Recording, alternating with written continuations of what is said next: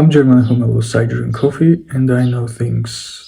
47 ეპიზოდის თემა არის მარხვის ნამდვილი არსი. ბევრს გაუცრუდება წარმოდგენები, ვისაც ზედაპირული ცოდნა აქვს თავისი სარწმუნოების შესახებ, მაგრამ ვქნათ. თავად სიტყვა მარხვა ზედმეტად ბევრისთვის საჭმელთან ასოცირდება. ჰგონიათ, რომ ჭამა არ ჭამაზე და უფრო უარესი შიმშილზეა მარხვა. და ეს იმდენად ღრმად სწამთ, რომ მართლა აჯერებენ სხვებსაც, რომ თითქოს ღმერთს ადამიანების შიმშილობა აინტერესებს. ან ის ხორცს შეჭამს თუ პომიდორს, ხინკალს თუ სალატს, ხაჭაპურს თუ ვაშლს და ასე შემდეგ.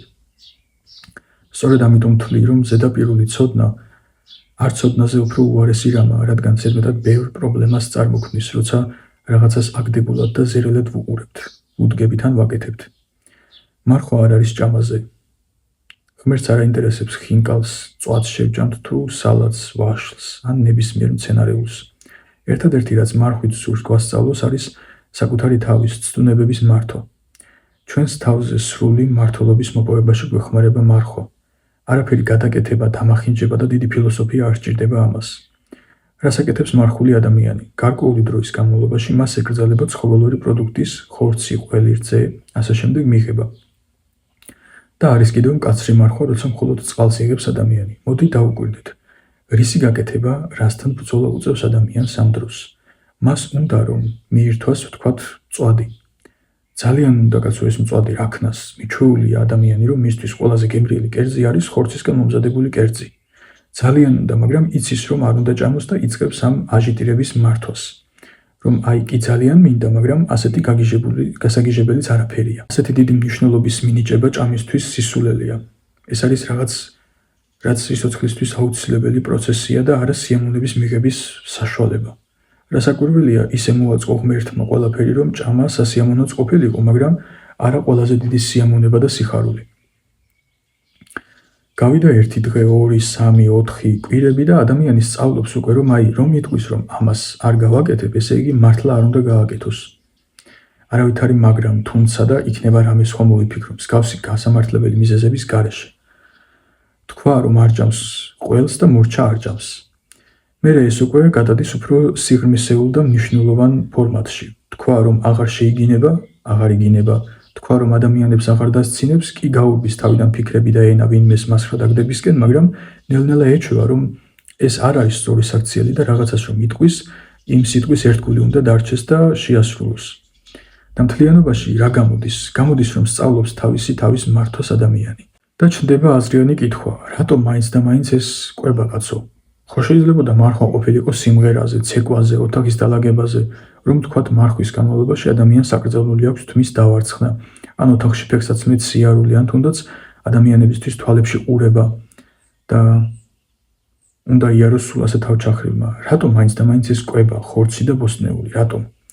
რა იყო პირველი ადამიანისა და ევას პირველი ცდუნება?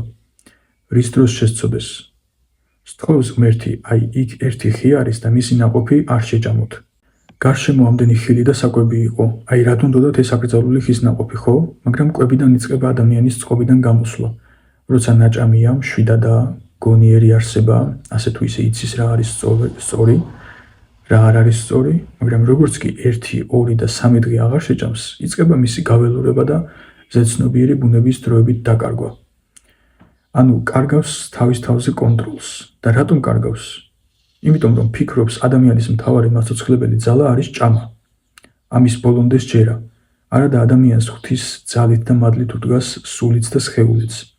ამის მტკიცებულებას ღმერთი მისი განკაცებისას გვაძლევს, როცა იესო ქრისტე 40 დღე და ღამე მარხულობს და რა კვდება? ვეღარ დადის? რამე მოსდის ცუდი? ისევ ზედაპირული ცოდნის მქონე იტყვის იესო ღმერთია და იმიტომ არ მოსდის არაფერიო.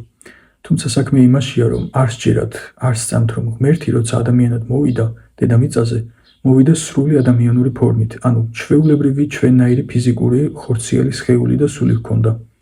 ისე კი არ იყო ფილმებში რომ რაღაც არსებები ადამიანის გარეგნობას რომ იღებენ და არც ტყვი აკლავთ, არც ცეცხლი, არც გულში დანა. ასე არა, ქრისტე ბოლომდე ადამიანი გახდა. ჰქონდა აქვს ღვთიური ბუნება, მაგრამ არის სრული ადამიანიც. ესეც ისევ ჩვენთვის, ჩვენი სიყვარულისთვის, ჩვენი რომ ბოლომდე გაეგო და თავი პატარებად და მარტოებად არ გვეგრძნო. ჭამის მოთხოვნილება გააზრებულად და გენიალურად არის ჩადებული ადამიანში. რა, გონიათ ყოვლის შემძლეობელი ვერ შექმნიდა ისეთ ადამიანს, რომელსაც ჭამა არ სჭირდება? კვების მოთხოვნილება არის მასწავლებელი.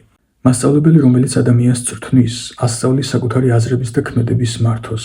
ერთი წამითაც არ იფიქროთ, რომ ღმერთის გენიალურ შემოქმედებაში, ხელოვნებაში რაიმე უაზროდ და უმნიშვნელოდ არის გაკეთებული, თუნდაც სულ მცირე დეტალიც კი.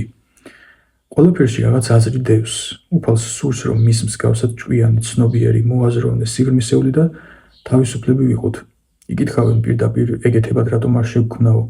ეგრე პირდაპირ ჭკვიანებად რომ შეექმნა ადამიანი, ეგ აღარ იქნებოდა თავისუფალი ქმნილება, იქ იქნებოდა რობოტი, აი როგორც მტვერსასრუტია, რომელიც ისეა შექმნილი, რომ მტვერის აღება ევალება და იღებს. კითხვებს კი არ სვამს, აუ ეს რა არის, არ მინდა მეზარება, არა. ევალება და აკეთებს. და უფალს სურს, რომ მის მსგავსად არჩევანის საშუალება, თავისუფლება გქონდეს. მარადისობას გვიმზადებს, მაგრამ ამ სავსე სიხარულს, რასაც მარადიული სიცოცხლე ჰქვია, თან შემოქმედ ღმერთთან ერთად, აი ამასაც კი არ გვაძალებს. ქრისტე დადიოდა და ხალხს აძალებდა, არიქა ჩემი იწამეთ, თორე ვაი თქვენ მტყავის ბრალიო? არა, მშვიდად და წყნარად გვეუბნება რა არის სწორი. თუ უნდა ადამიანს მოიქცევა ასე, თუ არ უნდა ამ არჩევანსაც პატივს სცემს ღმერთი. მაგრამ ისე უყვარხარ, რომ როგორც ჯიუტადაც არ უნდა ცდილობდე თავის დაუპოვას, სიცოცხლის ბოლო წამამდე დგას შენი გულის კართან და აკაგუნებს, ელოდება როდის შეუშვებ. ხუკიანივით კი არ გაქცევს ზურგს, არ გინდა და ეგდე ეგრეო, არა. სულ მზადაა მიგიღოს და გულში ჩაგიგრას. ასე და ამგვარად მარხვა არ არის შიმშილზე, ან რას შეჭამ, რას არ შეჭამზე თამაში და გამოცდა. მარხვა არის საშუალება. საშუალება, რომელიც გვეხმარება საკუთარ თავზე სრული მმართველობის მოპოვებაში.